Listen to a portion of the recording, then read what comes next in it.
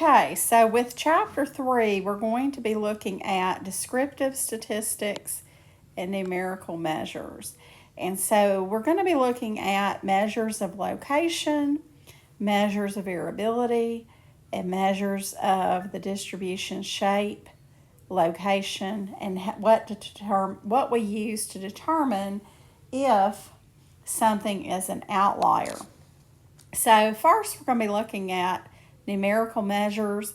If the measures are computed for data from a sample, they are called sample statistics.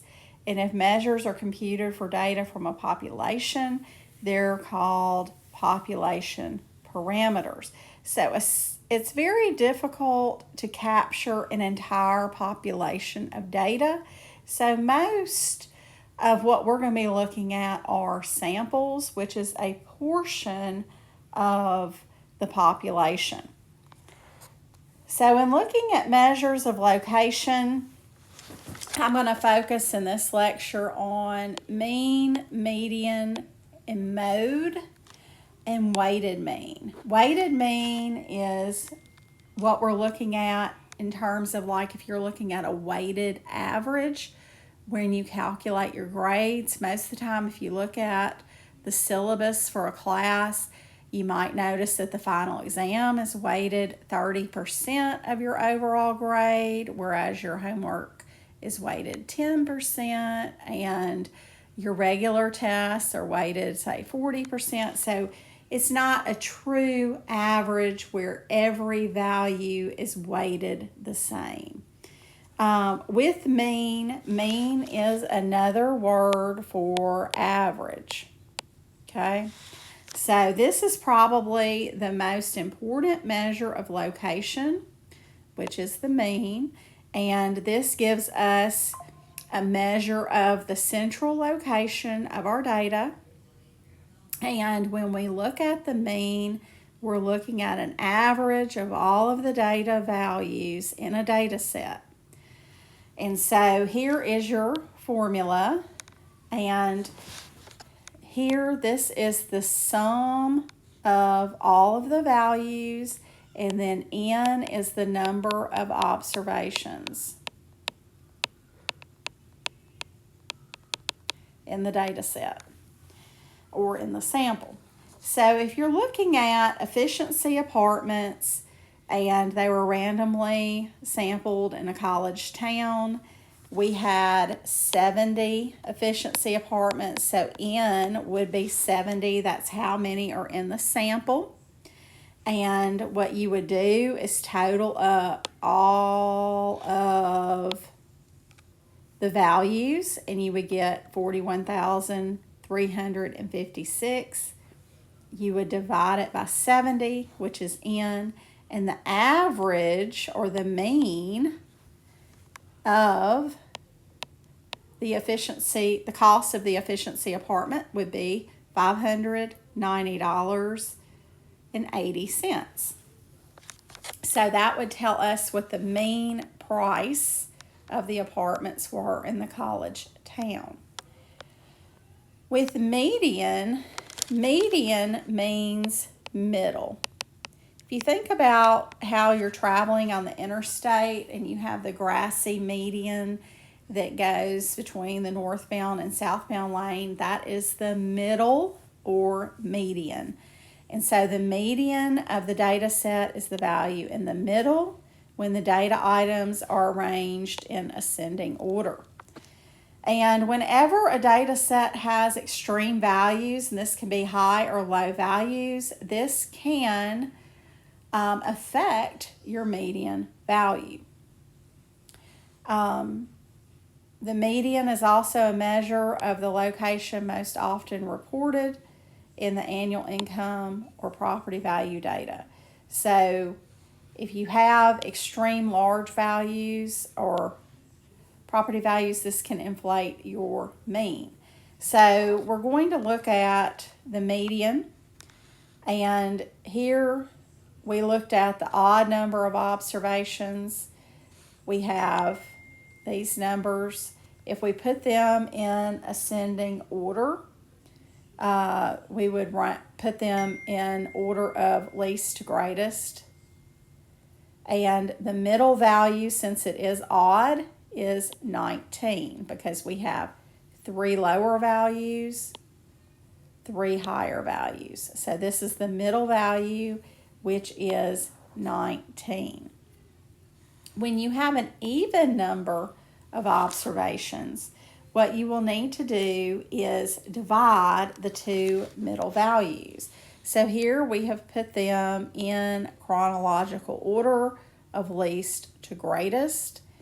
And here we have the 2 middle values. So we're going to add these together and divide by 2 and get 22.5.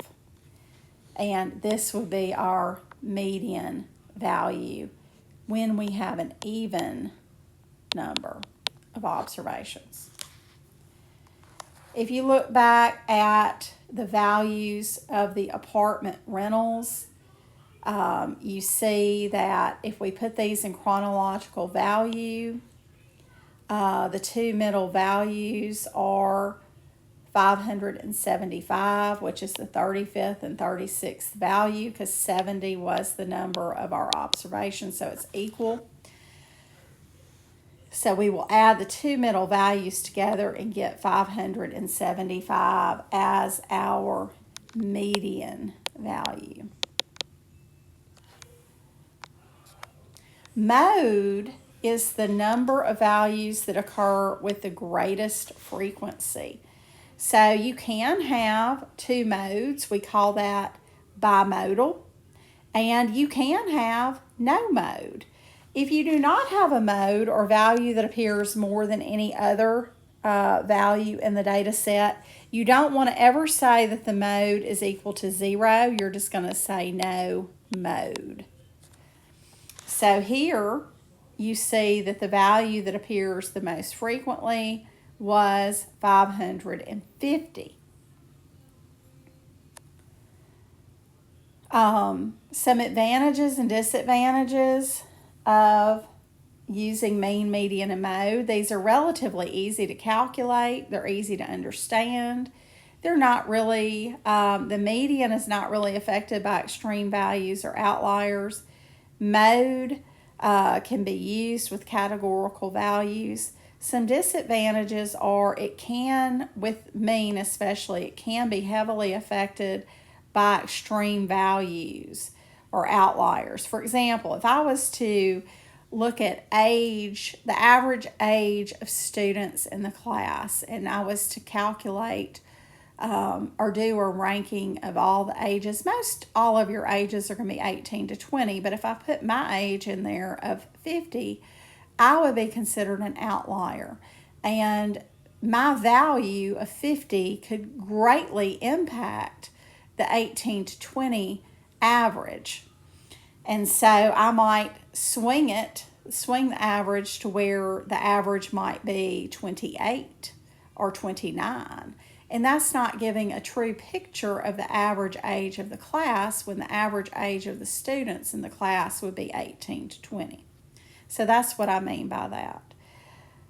With mode, you may not have mode or frequency of values in some data sets. And you can have more than one mode. With weighted mean, these are giving each observation a weight that reflects importance. For example, I have weighted your grades to where the midterm and the final exam carry more importance than some of these other assignments. And so the choice of the weights depends on the application and relevance. And so with weighted mean, you have computations such as quantities of pounds, dollars, volume, and so forth. So with the weighted mean, if we looked at this example, Ron Butler, a home builder, is looking over expenses he's incurred for a house he just built. For the purpose of pricing future projects, he'd like to know the average wage per hour he paid the workers he employed. Listed below are categories of workers he employed along with the respective wage. And so you can see the different positions here, and you can see their different wages, and you can see the total number of hours worked. And so here we have the values. These are the wage per hour. Here you have the total hours worked. And then here you have, if you multiply these two together, you have what the salary would be. And if you add all these up and then divide by the wage, you would get that the average price per hour was $20.05. And I'm going to continue this with percentiles in another video, but I'm going to stop here for this one.